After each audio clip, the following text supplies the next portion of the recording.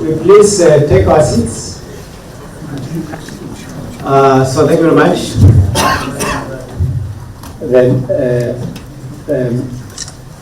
Mr. Nori, PS, State Department for Agriculture.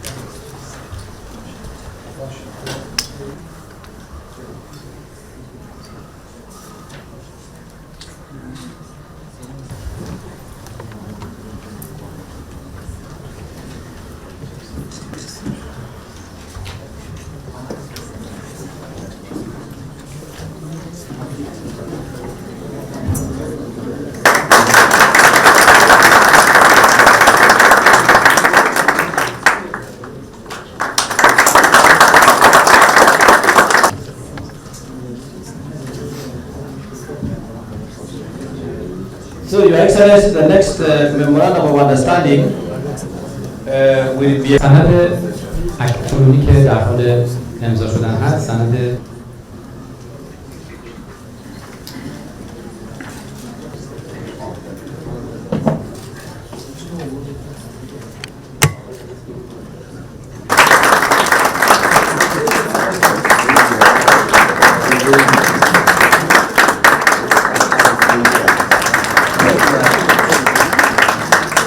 acquaintances here.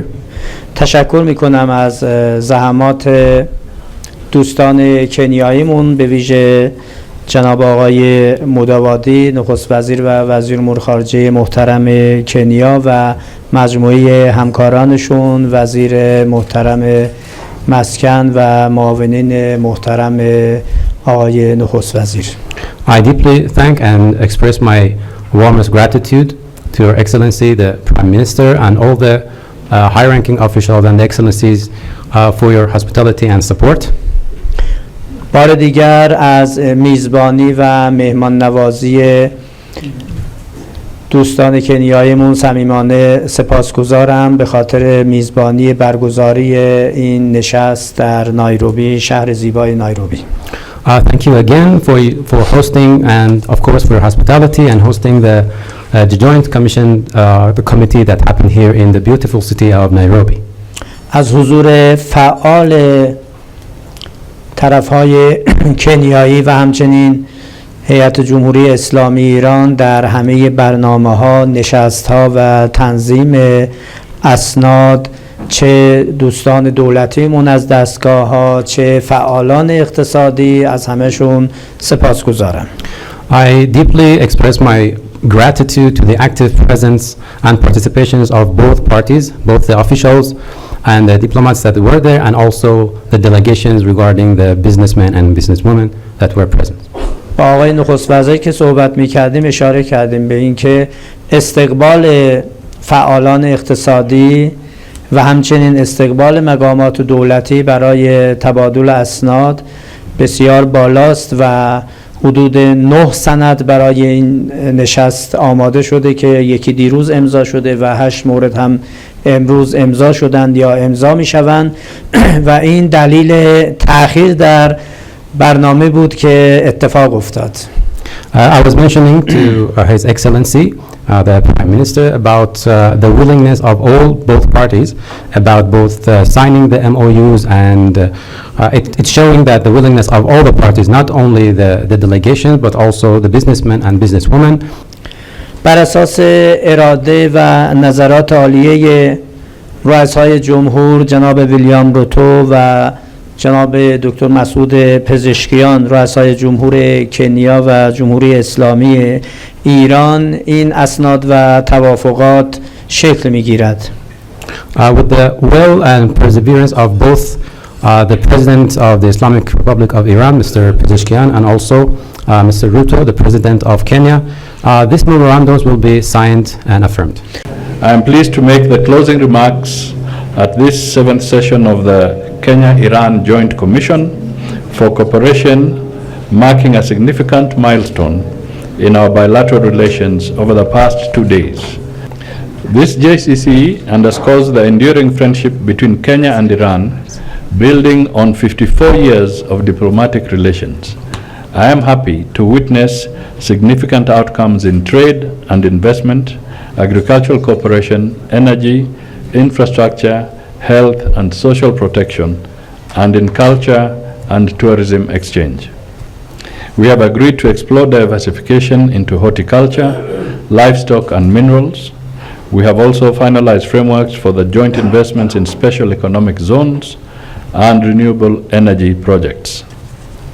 On agricultural cooperation, Iran's commitment to technology transfer in agro-processing will enhance food security and productivity.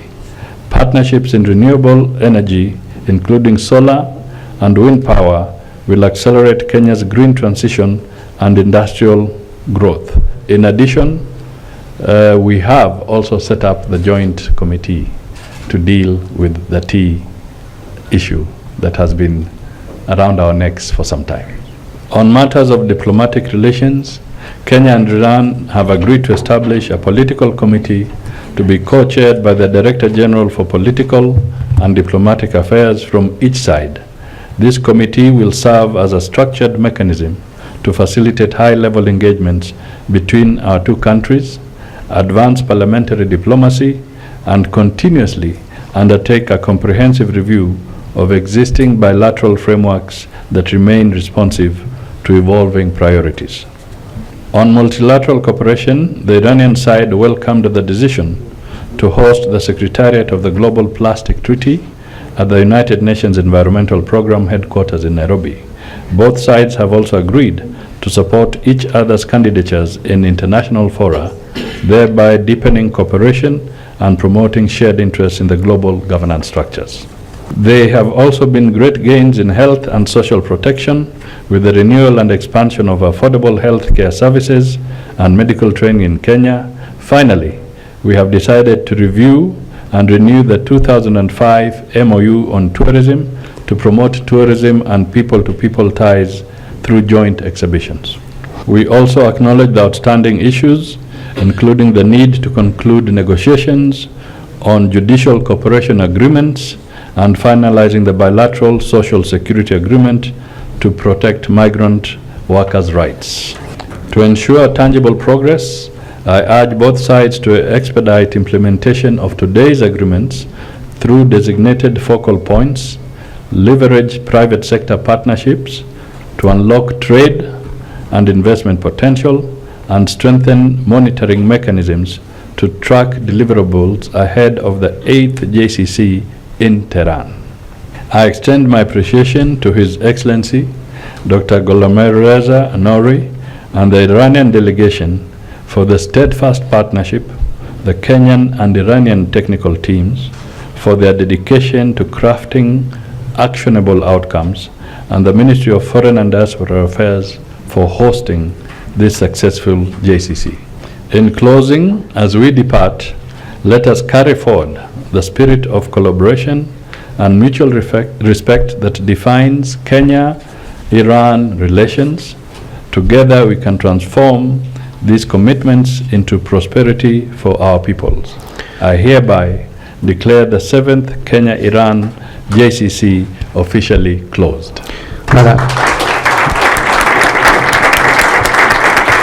Minister.